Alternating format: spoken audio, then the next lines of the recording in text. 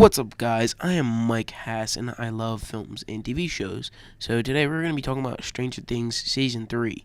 So, this is a Netflix show. It's like a sci-fi 80s show. And Season 3 is about, in the town Hawkins, a new mall has been built with fun stuff happening in the mall. And Eleven and Mike are hooking up and dating a lot. And Steve's working at an ice cream place. And Joyce, her boyfriend died and she's all sad. But after the gate has been supposedly closed by 11, new monsters are starting to appear in the town, along with Russians who are in the town trying to open the gate. And yeah, I'm on vacation now, by the way. That's why I haven't been uploading. So yeah, I don't know if you guys know how happy I was to watch the season. I was just so hyped to see this. Like when I hear the music to the intro music, I'm just like yes, I'm yes. So I was happy with this season, but I think this is the best season, but I did not like season 2 as much as season 1 or this season. So in this season, everyone is like a funny character, and everybody's an interesting character that's fleshed out. And even when there isn't much happening in the story, which is kind of the beginning of the season, there isn't much happening, you still want to learn about the characters and just see the characters interact and whatnot. So, the mall was just an interesting addition to the series, which makes things interesting. And there's all big events. The mall was its own character, and I was like, yes, whenever we got to the mall, because there's always fun stuff that happens there that makes the show more interesting.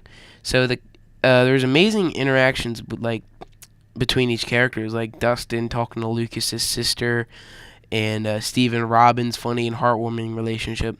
Were all fun. I really liked how each character talked to each other in the show. It just made it super interesting, as well as great music added to this.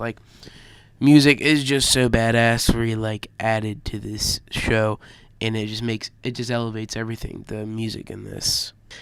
This is a very suspenseful season. There are many great moments where you don't know what's going to happen next. And you're always on the edge of your seat during this show because of how much you care about the characters. And, this show isn't, too violent, but it's not afraid to be violent, But I'd say, my favorite character this season is Alexei. He's, this Russian guy. You'll check him out. And, you really just, you want to hang out with this guy. He's funny. He's a good fella. And I'm glad he was in the show. There's some flaws, some characters doing and saying corny things, but maybe it's just because it's just trying to be a little 80s. Certain plots are oh, that's so 80s. Because, honestly, I've seen a lot of 80s stuff, and it does have a lot of tropes. But, it is a show mostly made on nostalgia, but not too much because you still care about the characters. But let's just say it's a little corny. That's the only problem I have with it. There was no dull moments. I always wanted to see what the next episode was about. And again, great music. There was really cool location scene in it, which made the story go by really nice. And I love the ending and how it makes you want to see what's happening next.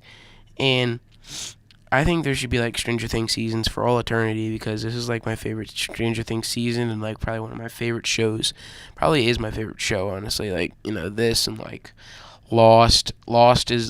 I love Lost. Lost is one of the most underrated shows of all time. I really love the ending. Maybe it's just because I watched the YouTube videos on how the ending went. But anyways, yeah, I really like Lost and Daredevil, and this is one of my favorite TV shows. So this show is for people that like 80s movies with horror, along with some nice comedy, which blends genres like high school comedies and mystery and horror.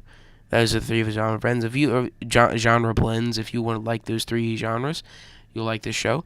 This show is not for people that do not care about nostalgia and do not like horror. People just want to watch some funny shit.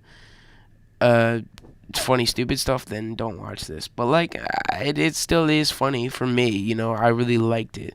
So this is my favorite Stranger Things season, and I'll give it a 4.5 out of 5, guys. 4.5 out of 5.